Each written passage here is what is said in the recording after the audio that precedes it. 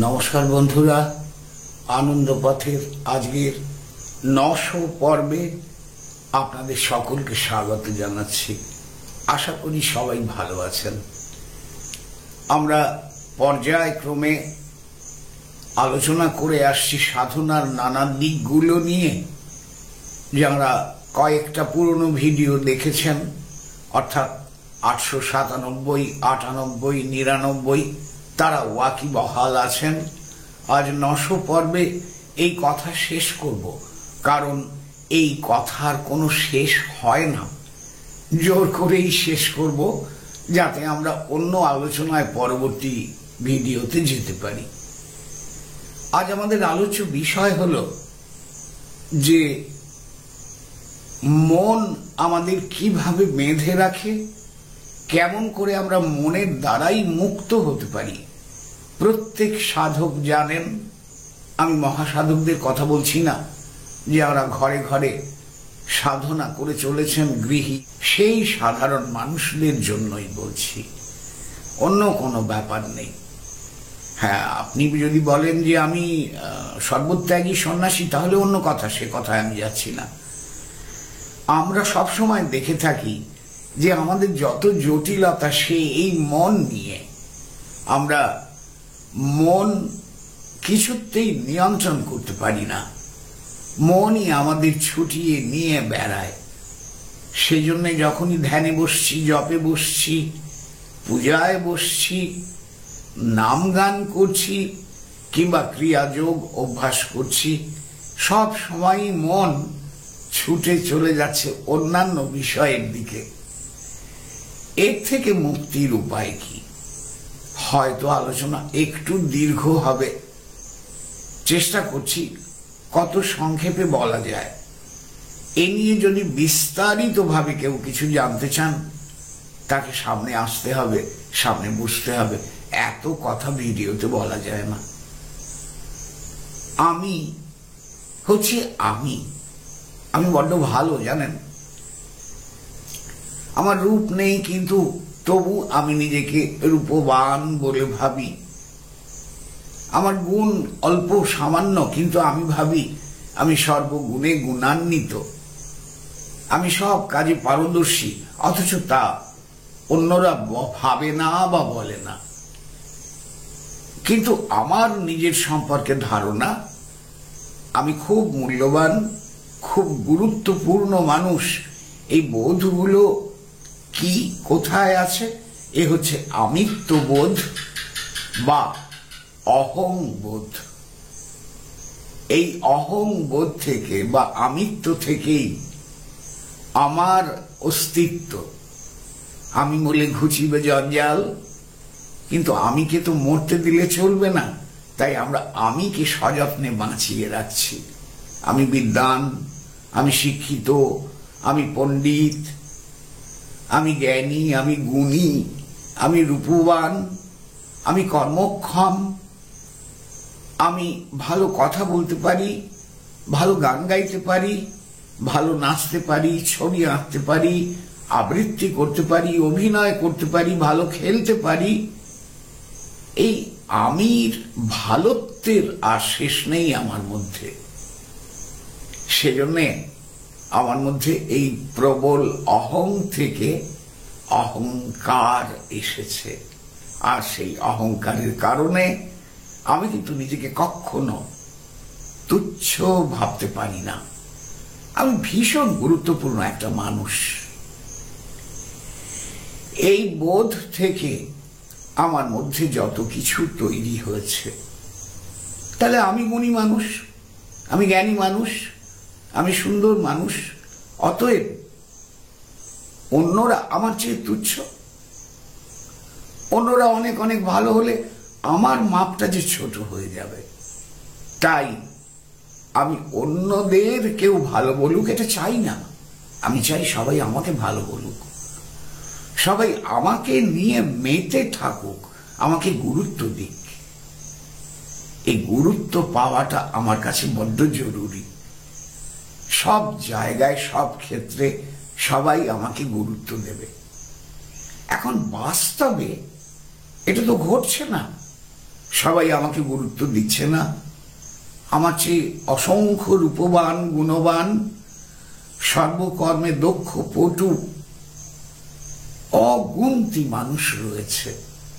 তাদের দেখে, তাদের তো আমিও দেখছি, আমার মধ্যে প্রতিক্রিয়া হচ্ছে। এই প্রতিক্রিয়া থেকে অপরের প্রতি তুচ্ছতা বোধ আমার মধ্যে জাগছে। অপরকে ঘৃণা করছি, হিংসা করছি অন্যদের, লোভ করছি অনেক কিছু পাবার, অন্যদের জব্দ করে দেবার চেষ্টা করছি। আমার চেয়ে ভালো কেউ, এসব আমার সহ্য হয় না। আর রয়েছে অশেষ কামনা বাসনা। আমার মনের মধ্যে এইগুলোই আছে। তাহলে আমার মনের মধ্যে রয়েছে অশেষ কামনা বাসনা, গুরুত্ব পাবার ইচ্ছা, হিংসা, ঘৃণা, লোভ এবং অপরকে যথেষ্ট রকমের জব্দ করার চেষ্টা, যেটা কিনা পরপীড়ন। মনের মধ্যে এগুলো আমি সব সাজিয়ে রেখে দিয়েছি বন্ধু। এরাই আমাকে বেঁধে রেখেছে।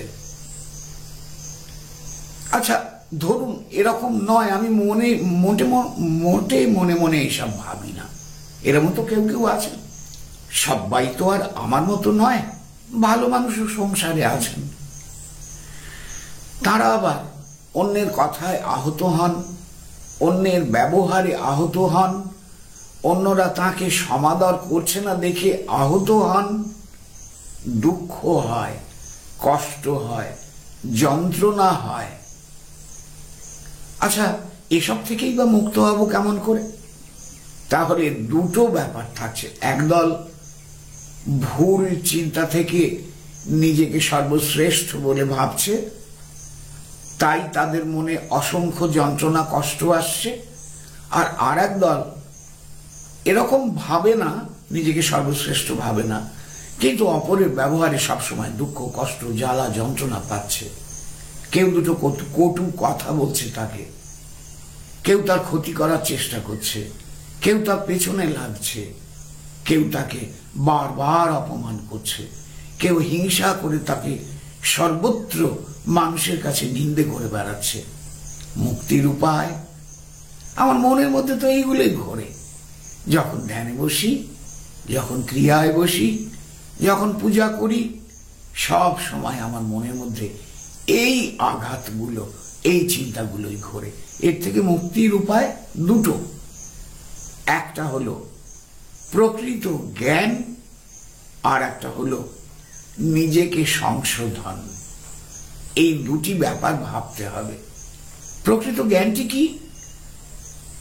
আমি দেহ নই, আমি মনও নই। হ্যাঁ, এই দেহ অবলম্বন করে আমি জন্মেছি। এর জন্ম আছে, শৈশব আছে, কৈশোর, যৌবন আছে, প্রৌঢ়ত্ব, বার্ধক্য আছে, আর মৃত্যু আছে। অতি ভয়ঙ্কর এই শব্দটি মনে রাখবেন, মৃত্যু। আপনাকে মরতে হবে, আমাকেও মরতে হবে, সবাইকে মরতে হবে। আমি তাহলে মরে যাব না, আমি এই দেহ নই, তাই আমার মৃত্যু নেই, আমার শৈশবও নেই, আমার যৌবনও নেই, আমার বার্ধক্যও নেই। তাহলে এগুলো কার? দেহের, শরীরের। আপনি তাহলে কে? আমি বা কে? সেই সর্বশক্তিমান অনন্ত পরব্রহ্মের অংশ। আপনিও জীবাত্মা, আমিও জীবাত্মা। আমাদের জন্ম নেই, পরিবর্তন নেই দেহের, আমাদের, কারণ আমরা আত্মা। দেহের পরিবর্তন আছে, আমার দেহের পরিবর্তন নেই। আর আমার বার্ধক্যও নেই, জরা ব্যাধি নেই, আমার মৃত্যুও নেই। এই দেহটিকে ছেড়ে দিয়ে আমরা আরেকটি নতুন দেহে প্রবেশ করব। এটি ঘটনা। তাই দেহের কষ্টকে কেন নিজের কষ্ট বলে ভাববো? মনের কষ্টকে কেন আমার কষ্ট? উফ, কি যন্ত্রণা, জ্বলে পড়ে যাচ্ছে কষ্টে, কেন ভাবছি এসব? আমি তো মন নই। মন আমার সঙ্গী হয়েছে এই জন্মের জন্য। পরের জন্মে অন্যরকম মন হবে। মনের কষ্ট মন ভোগ করুক, দেহের সুখ দেহের কষ্ট দেহ ভোগ করুক। আমি দেহ নই, আমি মনও নই। আমি এসবের ঊর্ধ্বে পবিত্র সর্বশক্তিমান আত্মা। এই প্রকৃত জ্ঞানটুকু চাই, অন্তর থেকে বিশ্বাস চাই। তবেই আপনি মনকে পুরো দস্তুর চেপে ধরতে পারবেন। মন আপনাকে পরিচালনা করবে না, আপনি মনকে পরিচালনা করুন। আর ব্যাপারটা হলো, যোগ শাস্ত্রে বলা হয়েছে প্রাণায়ামের দ্বারা মনকে শান্ত করা যায়। তাই প্রাণায়ামও মনকে শান্ত করার আরেকটি অঙ্গ। তাহলে প্রথম চাই প্রকৃত জ্ঞান, দ্বিতীয় চাই মনকে ঠিক করা। এই মনকে ঠিক করার জন্য কিন্তু পতঞ্জলি যোগশাস্ত্রে একদম শুরুতেই ইয়ম আর নিয়ম বলে দুটি সূত্রের কথা বলেছেন। সাংঘাতিক গুরুত্বপূর্ণ এই দুটি শর্ত। এই নিয়ে একদম শুরুর দিকে কয়েকবার আলোচনা করেছিলাম, প্রয়োজনে আবার করব। ইয়ম বাংলায় অবশ্য আমরা জম বলে থাকি, কিন্তু সংস্কৃত উচ্চারণে ইয়ম। আর নিয়ম, এই দুটি সূত্রের সত্যগুলো পালন করতে হবে। মনকে যদি কেউ পুরোপুরি কলুষ মুক্ত করতে চান, তাহলে এই দুটো সূত্রের পালন ভীষণ জরুরি, ভীষণ প্রয়োজন। আমি হিংসা করতেই শিখেছি, কিন্তু অহিংসা চাই। আমি ঘৃণা করতে শিখেছি, লোভ করতে শিখেছি ছোট থেকে, কিন্তু আমি কোনো কিছুর জন্যই লোভিত হব না। এই বোধ নিজের ভেতরে দৃঢ় করতে হবে। সকলেই সেই পবিত্রতম আত্মা, তাই পরপীড়ন করলে সেই পরমেশ্বরকেই কষ্ট দেওয়া হবে। অতএব আমি পরপীড়নের দিকে যাব না। আর কামনা বাসনা, ও দিয়ে কোনো দিন কেউ শান্তি পায়নি, কেউ কোনো আনন্দও পায়নি, ক্ষণিকের জন্য। তাই ও দিয়ে কোথাও পৌঁছানো যাবে না। আমরা আনন্দের সন্তান। আনন্দাত এবা খলু ইমানি ভূতানি জায়ন্তে। আনন্দ থেকেই এই ব্রহ্মাণ্ডের সমস্ত পদার্থের সৃষ্টি। আমাদের মধ্যেও আনন্দের অধিকার জন্মগত।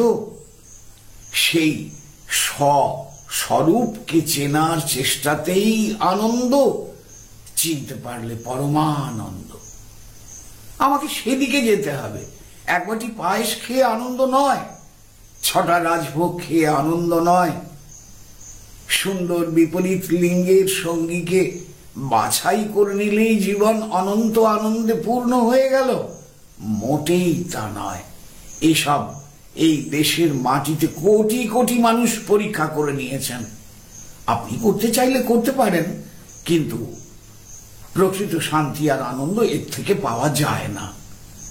তাহলে এই নতুন বোধগুলো নিজের ভেতরে গড়ে তুলতে হবে। সত্য কথা বলার অভ্যাস, নির্লোভ জীবন যাপনের অভ্যাস, সীমিত কামনা বাসনার অভ্যাস, সব আপনাকে নতুন করে করতে হবে বন্ধু। তবে গিয়ে মন পূর্ণভাবে নিয়ন্ত্রিত হবে। তাহলে আপনাকে অবশ্যই মনে রাখতে হবে যে প্রকৃত জ্ঞান যা, সেই বোধটি আমার চাই। একই সঙ্গে ইয়ম এবং নিয়মে যে মহাসত্যের কথা বলা হয়েছে, নতুন ভাবে জীবন যাপনের কথা বলা হয়েছে, সেগুলো আমাকে বুঝতে হবে, ভাবতে হবে, নিজের ভেতরে ধারণা করতে হবে। সেজন্যই নিজের মনকে বদলাতে হবে। যারা পারবেন তাদের ক্রমশই মনের উপরে অধিকার চলে আসবে। আর শাস্ত্রানুসারে যে কোনো ধর্মানুচরণের আগে প্রাণায়াম অভ্যাস করলে মন শান্ত হয়ে আসে, সেটাও আপনাকে অভ্যাস করতে হবে। এই তিনটি বিষয়ের দিকে নজর দিন, আপনার মন আপনাকে আর পাগলা ঘোড়ার মতো ছুটিয়ে বেড়াবে না। আজ থেকেই নতুন ভাবনা ভাবুন, আমি এই শরীর নই, আমি মন নই। দেহের কষ্ট দেহের, মনের কষ্ট মনের, আমি সেই পবিত্র আত্মা। তাই আমার কোনো কষ্ট নেই, থাকতেও পারে না। এই নতুন চিন্তা বারবার নিজের মধ্যে ঢুকিয়ে দিন। সত্যনিষ্ঠ হওয়া, নির্লোভ হওয়া, পবিত্র মনের অধিকারী হওয়া, কামনা বাসনাকে কমিয়ে আনা, হিংসা না করা, ঘৃণা না করা, পরপীড়নের অভ্যাস, চিন্তা পরিত্যাগ করা, এই যদি আমরা ধীরে ধীরে করতে পারি, তাহলে আমাদের মন তার দুঃখ কষ্ট জ্বালা যন্ত্রণা আর সমস্ত বেদনার ঊর্ধ্বে উঠে এসে শান্ত ধীর স্থির হবে। এরকম যদি হয়, সেই মন নিয়ে আপনি নিশ্চিন্তে সাধনা করতে পারবেন। তখন আর খুব কিছু সমস্যা দেখা দিবে না। সর্বশেষে সাধনায় বসার আগে আপনাকে অবশ্যই প্রাণায়াম করতে হবে। সেই প্রাণায়ামও আপনার মনকে শান্ত করার দিকে এগিয়ে দেবে। বন্ধু, আর বেশি কথা বলবো না। যারা অনেক জানতে চান এই সম্বন্ধে, তারা ব্যক্তিগতভাবে হোয়াটসঅ্যাপে যোগাযোগ করতে পারেন। ওই ভিডিওর কমেন্ট সেকশনে লিখবেন না ব্যক্তিগত সমস্যা, আমাকেই ব্যক্তিগতভাবে জানান, তাই হোয়াটসঅ্যাপে লিখবেন। নম্বর তো একই, আমার তো 5টা নম্বর নেই, ওই একটা নম্বরই সব পাবেন। আশা করি আলোচনার মূল সূত্রগুলো ধরতে পেরেছেন। প্রশ্ন থাকলে জানাবেন। সকলকে শুভেচ্ছা, ধন্যবাদ ও নমস্কার জানিয়ে আজকের মতো এখানেই শেষ করলাম।